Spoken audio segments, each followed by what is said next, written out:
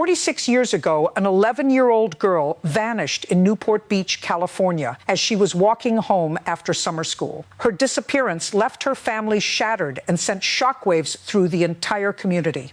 Investigators initially had only a single lead, a witness who saw her standing beside a turquoise-colored van, speaking with its driver. But there was no name, no license plate, and no clear suspect to follow. The case slowly ran out of leads and eventually went cold. Yet, even as decades passed, the Newport Beach Police Department never truly let go of Linda Ann O'Keefe's case. Her photograph remained displayed inside the station for 46 years, serving as a constant reminder that her story still needed answers. Generation after generation of investigators came and went, all looking at the same face, all carrying the same unresolved question. In 2018, the department made an unusual decision. They halted their regular Twitter updates and began retelling Linda's story in a completely different way, using her own perspective. That choice would unexpectedly shift public attention and breathe new life into a case that had been dormant for decades. Before this story unfolds further, viewers were encouraged to share where they were watching from and subscribe for more similar cases. In the summer of 1973, the United States was emerging from the aftermath of the Vietnam War. Families were trying to return to normal life, and California's beaches were filled with visitors enjoying their first real peacetime summer. Newport Beach, an upscale coastal community, was considered peaceful and safe, a place where children walked to school without fear.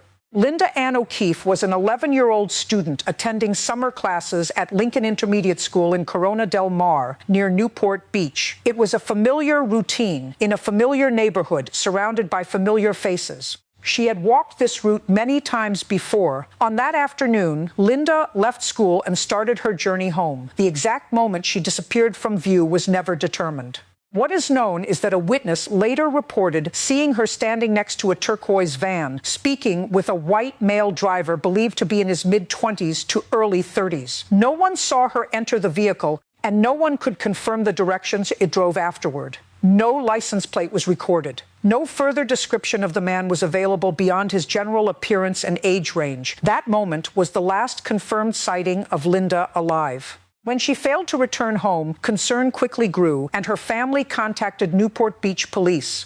A search began for the missing girl, and the quiet coastal town was suddenly confronted with a terrifying reality it had rarely experienced before. Less than 24 hours later, on July 7, 1973, Linda's body was discovered in the Back Bay area, a natural wilderness region near Newport Beach. She was found in a ditch beside a walking trail. The autopsy confirmed she had been abducted, sexually assaulted, and strangled. The crime had occurred not far from the route she had taken home. The sexual assault details were not released publicly for many years in order to protect the integrity of the investigation. However, investigators had collected and preserved biological evidence from the scene. At that time, forensic DNA testing did not exist. There was no national database, no matching system, and no way to connect biological material to a specific identity. In the following weeks and months, detectives pursued every possible lead. They checked local records, questioned individuals matching the witness description, and attempted to locate the turquoise van through vehicle registration data. Despite their efforts, no suspect could be firmly identified. The case gradually went cold. What investigators did not yet know was that the offender had already left California, changed his identity, and begun building a new life elsewhere. Even as the case faded from active investigation, Linda's photograph remained on the police station wall. It watched over every new officer who joined the department and every veteran who had spent years trying to find answers.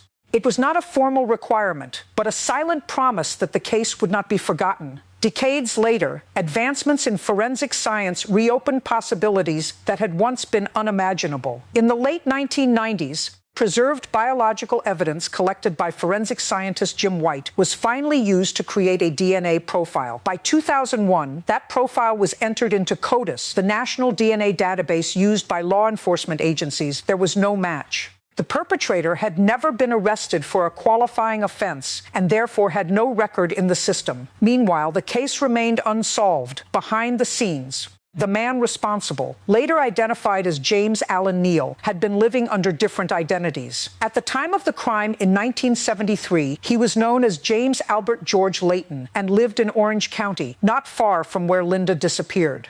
After the murder, he left California, eventually settling in other states and later adopting the name James Neal, effectively disconnecting himself from his past. While Linda's case remained frozen in time, Neal continued his life under assumed identities. Between 1995 and 2004, he was later accused of sexually assaulting 2 additional young girls in Riverside County, showing a continued pattern of predatory behavior spanning decades. Throughout all of this, the Newport Beach Police Department continued to keep Linda's case visible within the station, revisiting it periodically as new tools became available. In 2018, on the 45th anniversary of her discovery, the department launched a striking social media initiative. They retold the entire case through Twitter, presenting it as if Linda herself were narrating her final day, step by step.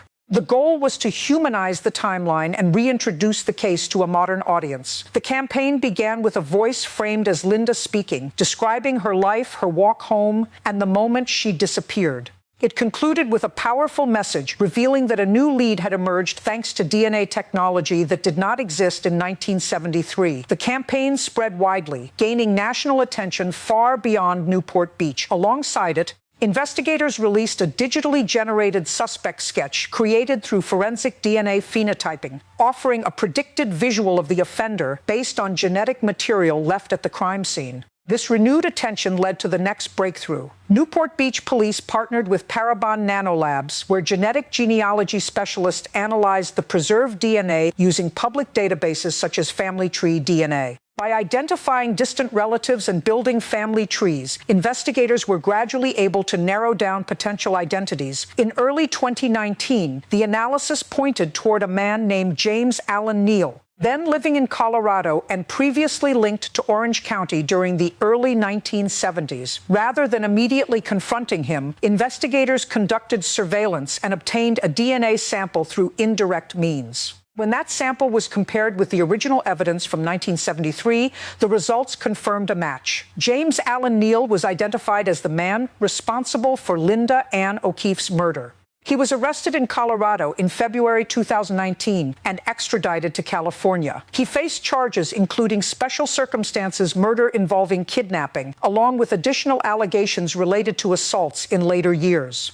A press conference followed, where officials emphasized the decades of persistence that led to the breakthrough. The district attorney highlighted the importance of continued commitment to cold cases, while police leadership reiterated that Linda had never been forgotten. In May 2020, while awaiting trial, Neal was hospitalized due to illness and died shortly afterward. The case never reached a courtroom verdict. There was no trial, no conviction, and no formal sentencing. Authorities later stated that his death denied the family the full legal closure they had long awaited, despite finally identifying the person responsible. The case leaves behind several lasting lessons. First, the importance of evidence preservation proved critical.